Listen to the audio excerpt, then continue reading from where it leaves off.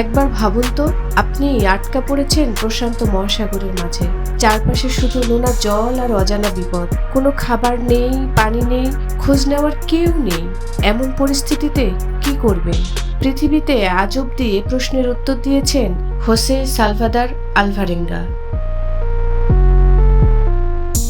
মাছ ধরার ছোট্ট নৌকায় চড়ে তিনি হারিয়ে গিয়েছিলেন সাগরের বুকে। ফিরে আসেন ঠিক 438 দিন পর। মাঝ সাগরে বেঁচে থাকার লড়াইয়ে তার শরীর ভেঙে পড়েছিল ঠিকই, কিন্তু প্রাণ ছিল অদম্য।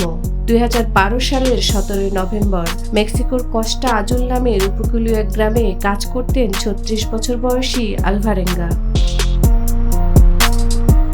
তাকে পেশাদার জেলে বললেও আসলে তিনি ছিলেন অভিজ্ঞ শার্ক শিকারী। আলভারেঙ্গার দুঃস্বপ্নের সেই যাত্রার সঙ্গী ছিলেন 22 বছর বয়সী অনভিজ্ঞ এক যুবক। তার নাম এজিকেল কর্ডোবা। সেদিন তারা বের হয়েছিলেন মাত্র একদিনের এক অভিযানে। তাদের নৌকায় ছিল 70 গ্যালন পেট্রোল, বরফের বক্স, কিছু খাবার আর মাছ ধরার জাল। হঠাৎ করে আকাশ কালো হয়ে আসে। আলভারেঙ্গা বুঝতে পারেন তাদের আবহাওয়ার পূর্বাভাসে গড়বড় হয়ে গেছে, কিন্তু উপায় নেই। তখন তারা ঢুকে পড়েছেন 40 নটিক্যাল মাইলেরও বেশি গভীরে। একসময় বোটের ইঞ্জিন বিকল হয়ে যায়, জাল হারিয়ে যায়, অকেজো হয়ে পড়ে জিপিএস ও রেডিও সংকেত।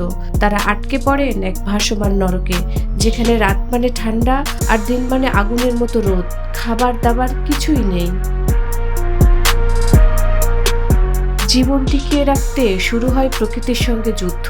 খাওয়া দাওয়া শুরু করেন কাঁচা মাছ, সামুদ্রিক কচ্ছপ আর পাখি। বৃষ্টির পানি জমিয়ে রাখতেন প্লাস্টিক বোতলে। যখন বৃষ্টি হতো না, তারা নিজেদের মূত্র পান করতেন। এভাবে চলতে চলতে আলভারেঙ্গা শিখে ফেলেন কিভাবে পাখি ধরতে হয়, কিভাবে একটি কচ্ছপ জবাই করে তার রক্ত পান করতে হয়। দিন যায়, সপ্তাহ যায়, মাস যায়। 120 দিন পর কর্ডোবার সইতে পারলেন না। তিনি খাওয়া দাওয়া ছেড়ে দেন। এরপর মারা যান জোশের কোলেই। এবার আলভারেঙ্গা আরও একা। নির্জন সাগর, পাশে মৃত সহযাত্রী।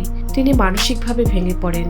তিনি কথা বলতেন মৃত এজকেলের সঙ্গে, আর কল্পনায় দেখতেন মা বাবার মুখ। কিন্তু তিনি ঠিক করেন তিনি বাঁচবেন। বেঁচে থাকার জন্য কাছে আসা হাঙরকেও আর ভয় পান না। মনের জোরে প্রতিদিন নিজেকে বাঁচিয়ে রাখেন। 438 দিনের এক দুঃস্বপ্নের পর আসে 2014 সালের 30 জানুয়ারি। সেদিন মার্শাল দ্বীপপুঞ্জের ইবন দ্বীপে দেখতে পান একজন মানুষ হেঁটে আসছে সৈকতের দিকে। সে ছিল আলভারেঙ্গা। বিক্ষিপ্ত দাড়ি, লম্বা চুল, ক্ষীণ কণ্ঠে বললেন, আমি মেক্সিকান, আমি সাগর থেকে এসেছি।